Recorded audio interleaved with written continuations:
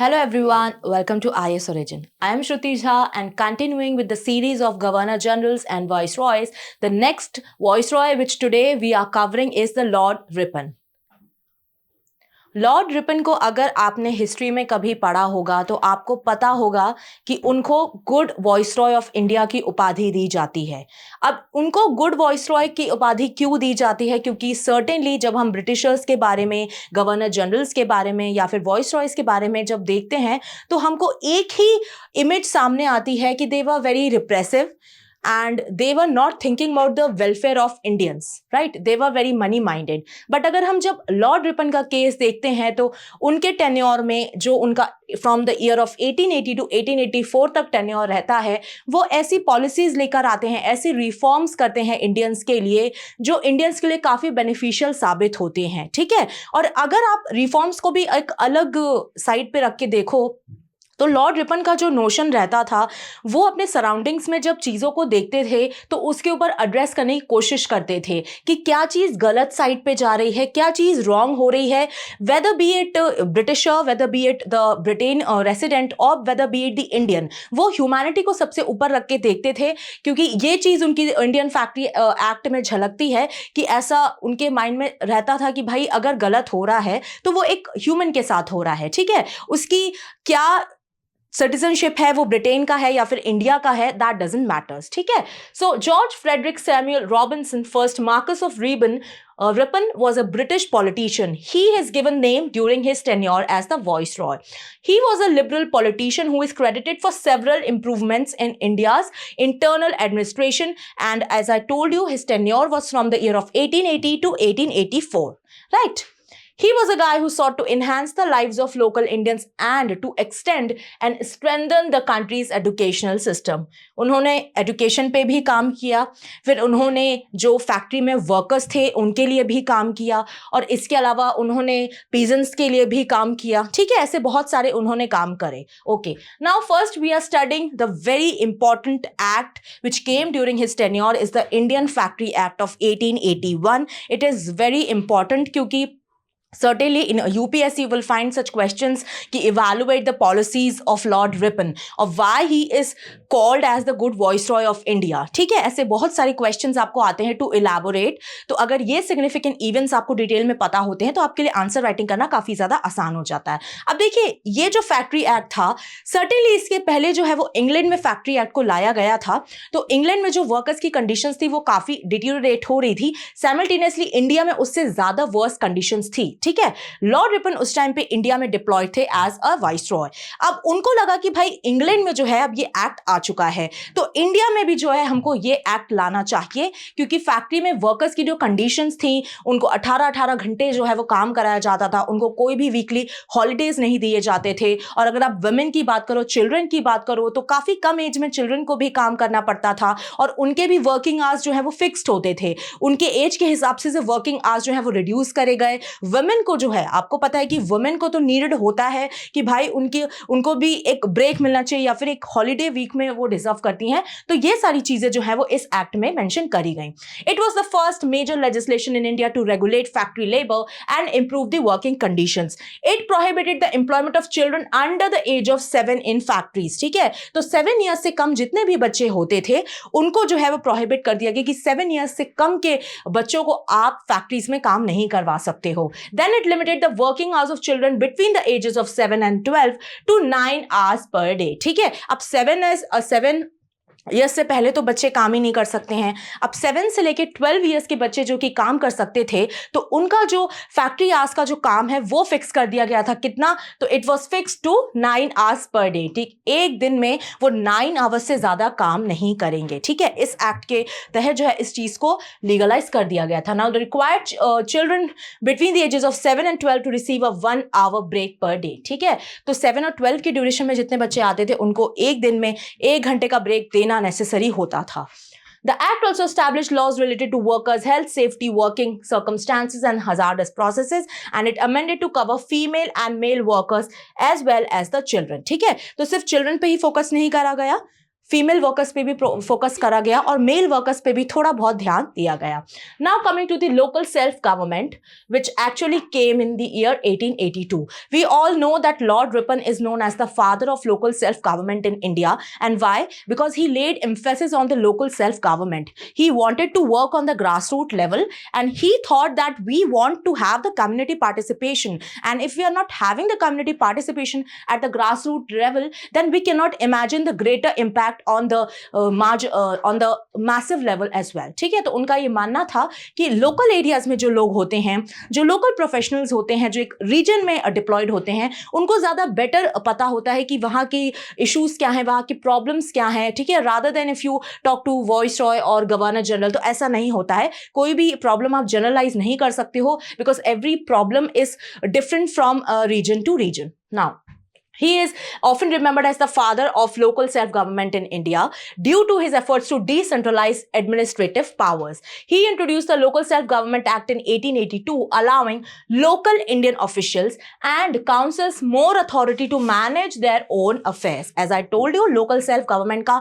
मतलब ही वो होता है. आज भी अगर हम पंचायती राज इंस्टीट्यूशंस की बात करते हैं तो वही उसका मीनिंग होता है कि जिस लेवल पर, जितना ग्रास रूट लेवल है, उस लेवल के जो ऑफिशियल्स हैं, उस लेवल पे जो पर्सनल्स वहां पर डिप्लॉयड हैं, उनको पता होता है कि क्या प्रॉब्लम्स है, और उनको ही ये राइट दिया जाता है कि आप ही इन प्रॉब्लम का जो है वो सोल्यूशन निकालिए.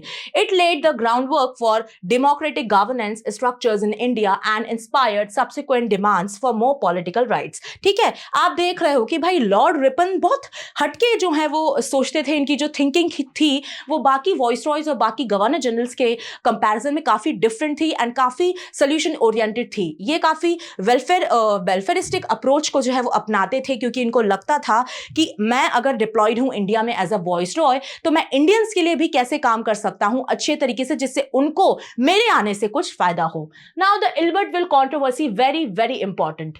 Actually every significant incident during his tenure is extremely important from examination point of view also and from the knowledge perspective also, क्योंकि हमको पता होना चाहिए कि भाई सारे गवर्नर जनरल वॉइस रॉयज एक ही तरह की इमेज कैरी करते थे, but Lord Ripon was one of them which was having a different kind of image in the eyes of Indians, right? So if we talk about the Ilbert Bill controversy, certainly this bill came and it actually introduced the Indian judges to the judiciary, and they were given the right to preside over the cases even for the Europeans. ठीक है, तो Europeans के भी जो cases आते थे, अगर European कोई एक क्रिमिनल है, उनको उनके केस को डील करना है, तो इंडियन जजेस को आप जुडिशरी में एंट्री दो और उनको ये राइट दो, उनको भी ये आप एक फंक्शन दो कि भाई वो यूरोपियन के भी केसेस को डील कर सके. ठीक है, अब यहाँ पे जब बात आ जाती है इंडियंस को एंट्री देने की जुडिशरी में, तो काफी ज्यादा हल्ला बोल हो जाता है ब्रिटेन में. क्यों? क्योंकि उनको तो भाई every time they were thinking that Indians are inferior to British. तो उनको लगता था इंडियंस हमारे बारे में केसेस को सुनेंगे या फिर हमसे रिलेटेड केसेस को सुनेंगे, ये किस तरीके का जो बिल है भाई लॉर्ड रिपन लेकर आ रहे हैं. तो इसलिए इनका क्रिटिसिज्म इस बिल के बाद काफी ज्यादा बढ़ जाता है, सर्टेनली, जिसकी वजह से इनको बहुत ज्यादा प्रॉब्लम्स का भी सामना करना पड़ता है. Right, proposed by the law member of the Viceroy's Council, Sir Courtney Ilbert. The bill sought to remove racial discrimination in the judiciary by allowing Indian judges to preside over cases involving British citizens. The bill faced significant opposition from the British community in India, leading to the intense racial tensions and ultimately a modified version that limited its impact. ठीक है?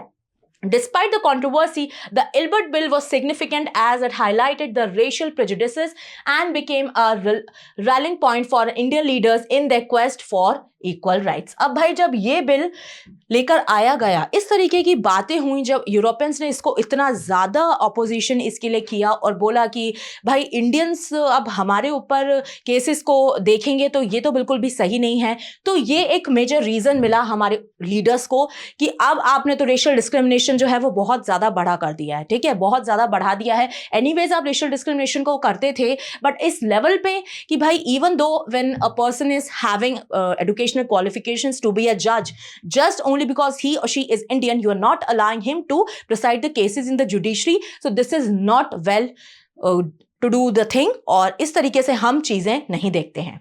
Now coming to the educational reforms and Hunter commission, ठीक है, हर एक sector में इन्होंने काम किया है और एजुकेशनल रिफॉर्म में भी इन्होंने काम किया है। हंटर कमीशन ये लेकर आए थे जिसमें इन्होंने मदर टंग को बहुत ज्यादा इंपॉर्टेंस दी और वर्नाकुलर लैंग्वेजेस को भी इन्होंने बहुत ज्यादा importance the, and more over primary education को इन्होंने कंपलसरी एक तरीके से किया, और वुमेन एजुकेशन के लिए भी इन्होंने काफी ज्यादा काम किया। ठीक है, इन्होंने ये चीज कंपलसरी करी कि भाई वुमेन के लिए जो है वो फ्री एजुकेशन हो, जिससे हर एक जो औरत है वो शिक्षित हो पाए और आगे कंट्री की इकोनॉमी में या फिर कंट्री की प्रोडक्टिविटी में हेल्प कर पाए। Making primary education in the education of the masses, training people for self-dependence through education, using the mother tongue as a medium of instruction in primary education, having the district authority appoint teachers with government approval, keeping school houses and furniture simple and economical, right?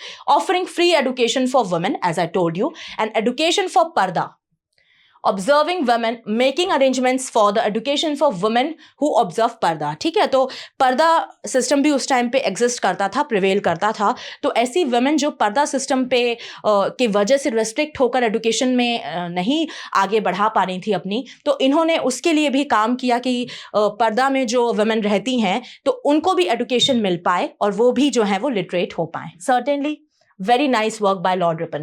Now, repealed Vernacular Press Act 1878. As I told you in the session of Lord Lytton that he brought up this suppressing act, Vernacular Press Act of 1878, Lord Ripon came and he repealed this act. ठीक है, उन्होंने तुरंत इस चीज को curtail किया and he somehow allowed the Indians to publish whatever they wanted to do, and actually he followed the human right. उन्होंने उस चीज को sustain किया और इसीलिए उनको good voice ऑफ इंडिया भी बोला जाता है, क्योंकि अभी तक अगर आप उनकी पॉलिसीज को देखो तो काफी एक होलिस्टिक पॉलिसी उन्होंने अपना के रखी थी कि ऐसा नहीं था कि वो ब्रिटिश के लिए नहीं सोचते थे, बट ब्रिटिश के वो थे वॉइस रॉय, बट वो इंडियंस जिनके बीच में वो मौजूद हैं और जिनके लिए उनको लेकर आया गया है उनके लिए उन्होंने एक्चुअली अच्छे तरीके से काम किए। By repealing this act, Ripon allowed greater freedom of the press leading to an increase in the Indian newspapers, certainly because we know that the vernacular press act actually came to suppress Indian newspapers because Britishers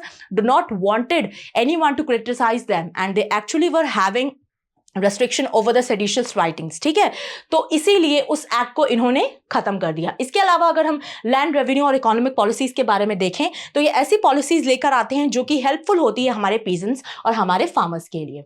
now coming to the rendition of Mysore. Now, as you know that British actually took Mysore in 1831 by same reason कि भाई आप misgovernance कर रहे हो, जैसे उन्होंने अवध को annex किया था उसी तरीके से वो मैसूर को भी एनेक्स कर लेते in the year of 1831। But जैसे ही लॉर्ड रिपन आते हैं वो वापस कर देते हैं मैसूर को। किसको?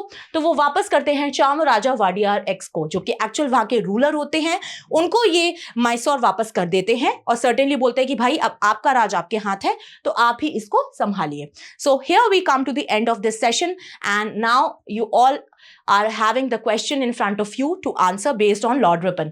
He is known as the father of local self-government in India. What was his main contribution in this area? उनको क्या contribution है जिसकी वजह से उनको father of local self-government बोला जाता है? Option A, abolition of local self-governing bodies.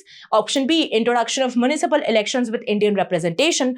Option C, imposing a tax on all the village communities. And option D, limiting the role of Indians in the local administration. So do answer in the comment section, guys. And thank you for watching my session and stay tuned for further more qualitative content on the channel IS Origin. Till then, पढ़ते रहिए, खुश रहिए, जय हिंद, जय भारत।